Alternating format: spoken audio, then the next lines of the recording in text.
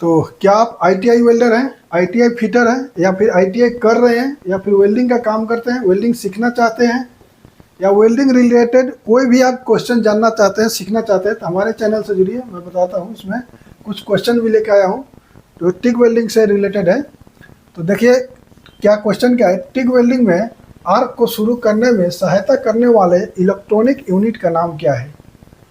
देखिए यहाँ पे ऑप्शन है हाई फ्रीक्वेंसी